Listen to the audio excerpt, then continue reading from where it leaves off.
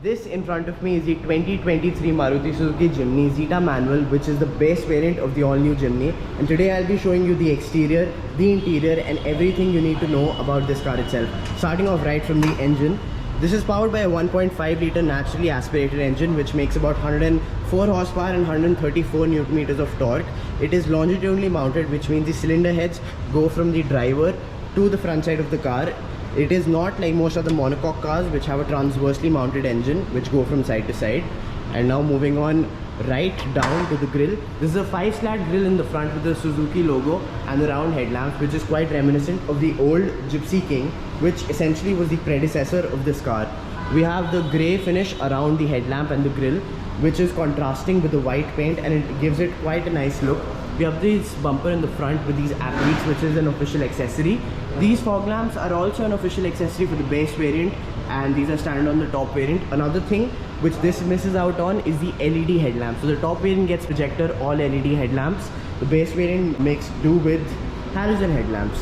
And moving on to the side, we can see this car is a bit longer than you'd expect, because this is essentially a 3-door Jimny which has been extended. There has been about 200-300 mm added to the wheelbase, which gets it to the 3985 mm length. We have these bulging wheel arches at the side which add a lot of character to this car. As you can see, they jut out quite a lot. And in Japan they sell the same car in the 3-door variant without the wheel arches with a 660cc turbo petrol engine which makes about 64-ish horsepower, so that it complies with the K car regulation. That's like in India we have the sub 4 meter regulation. In Japan we have the K car regulation, around which this car was designed, which is why it looks a bit smaller than most of its competition. Now onto the sides, we have this ORBM with the applique again. On the top variant, this is all gloss black. We have the washer and the wipe system over here. These roof racks, which are an official accessory from the company. These rain guards, which are again an official accessory, and we can see the rear door is much smaller compared to the front door. And you can really see the whole visual bulk and the size of the car from the side. I think Maruti has done a really good job in integrating the lengthening of the chassis and everything over here. Interestingly, this car, the 5-door variant, has been in production since 2021 in India, albeit in the left-hand drive format for export purposes only. And now onto the wheels. These are 195 by 80 R15 wheels, and honestly they look quite small. Most of the Jimny owners, and it's been like a week since this car has been launched, they've already upgraded to 215 profile tires, which just means that they're much wider compared to this, about 20 mm wider. There's a spare wheel, which interestingly is a steel wheel. Another thing I forgot to mention, this base variant of the car comes with steel wheels originally, although this has been upgraded by the dealership. This the 4 set costs about 34,000. The fuel filler lid on the opposite side. Most cars have it on the left side, as you can see over there, but since this car is a global product designed for outside markets and then migrated to right-hand drive, this has it on the right side still. That's quite a big engineering change. We have the antenna back here and this nice little design. I don't know, this reminds me quite a lot of the G-Wagon. And if you look at it overall, this does look a bit like a G-Wagon. And there are a lot of conversion kits that companies sell outside that do make it look like a G-Wagon. Coming on to the back side, we have these lights back here which are mounted on the bumper. This is because this car is not wide enough to have lamps on side, which is quite interesting. Like, you can just see how narrow this car is over here. And the cap with the Suzuki logo back here. All grip, which essentially is the low range 4-wheel drive system on the car, standard on all 4 variants, Zeta and Alpha, manual and automatic throughout the range. Jimny badge back here. So you can see the Jimny over here, the N is inverted, which is a classic Jimny feature. Like, this has been there for a real long time. So this looks like a Russian letter. Moving on to the back, as you can see, it just slowly opens up on its own. It's a hydraulic strut. This is the rear defogger. It's connected, it's exposed, although no risk posed because no one can sit back here. If you do want though, like, it's quite easy to fit me back here, so you can easily fit 1 or 2 people back here if you want to. This is a 50-50 split for the back seat. As you can see, I can just fold it down like that and pulling it back up. As you can see, there is also a recline feature. There are 2 settings for the seat, so that's quite comfortable for the rear passengers because they do miss out on legroom quite, you know, it's a small car. What more can you expect? We have these two plugs at the side, which can essentially have, you can have a parcel tray back here. We have this lamp back here, not really beneficial, but it is what it is. 12-volt charging socket, basic mat, and small windows. I mean, they bring in air, and that's pretty much their whole purpose. And stop lamp up here, washing system, so that puts it down. Which also reminds me, this car also misses out on the headlamp washer system, which I think personally is one of the coolest features, and why I would go for an Alpha. So that essentially what that gives you is one extra button over here, and there is a whole system at the front over here, down here, which gives you direct washing of the headlamp, which is really beneficial for the off-road. And now moving on right to the interior. As you can see, a little moniker over there for the Jimny, which shows me that the tailgate is open, but the interior is quite cool. There's a lot of features that remind me of the older Gypsy. As you can see, the orange backlit dials, they remind me of the older Gypsy, the Gypsy King. The shape of the dials, this grab handle over here, this gear lever, like the boot down here, as well as the boot for the four-wheel drive, those are all reminders of the old Gypsy. And onto the steering wheel, this has a nice little Suzuki badge with a chrome surround.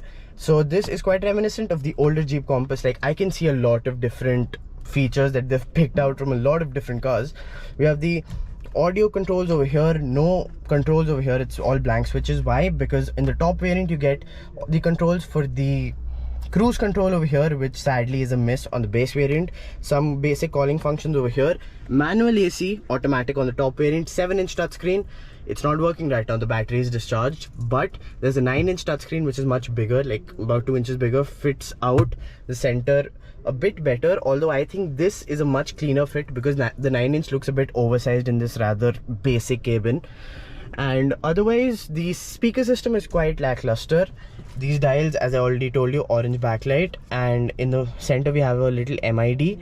This shows you all of your essential information: fuel, time, distance to empty, average mileage, everything. Red lines at about 6,500 RPM goes up to 180. Although with this car, I wouldn't think it would be safe to go above 140. Coming on to the side, little switch over here, two blank switches, one for the headlamp washer on the top variant, this for the fog lights. And as you can see, there is no indication for the fog lamps to be on right now. Headlamp leveler, exposed rivets, which are more of a design feature really. These AC vents which close. There are also AC vents in the middle which look quite nice. Nice little hazard lights. As you can see, the battery is quite discharged, so it just alternates in between. Exposed rivets over here again. 4 airbags in this car, 1, 2, 3 and 4 right here. The headroom is just about enough for a taller passenger, but for me it is, wow, it's quite a lot. And down here we have some switches. So this is for both windows, this is for the traction control, and this is for the hill descent control. USB down here, 12-volt charging socket down here, just enough space for a phone. My phone, does it fit? Does it fit?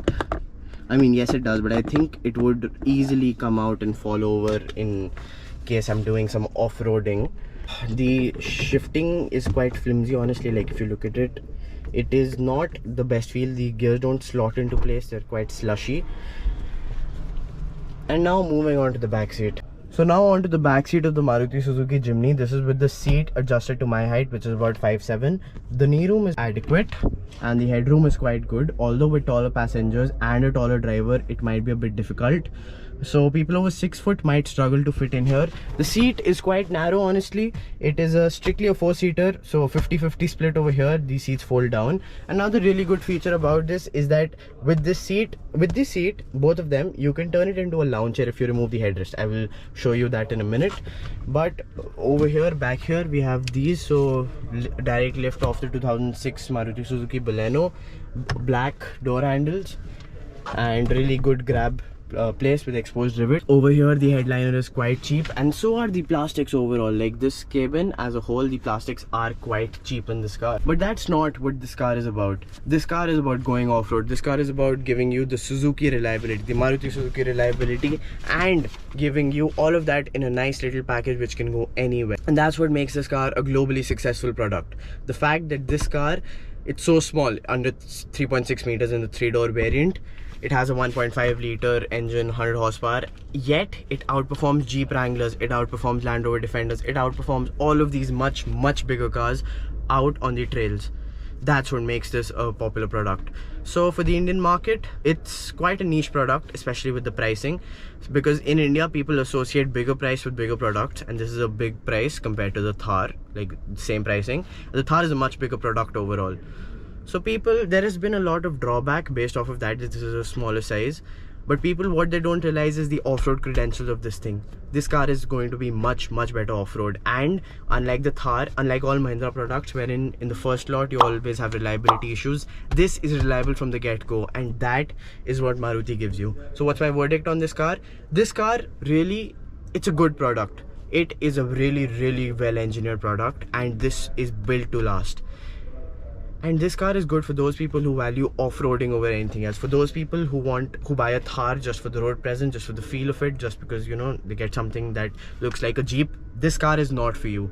You should steer away. This car is for those people who want to go off-road, who want to customize their cars, who want to make something unique. And that's really all that there is in this car. So that's it from my side. That's the Maruti Suzuki Jimny. Please don't forget to like, share and subscribe. I'll catch you in the next one. Bye-bye.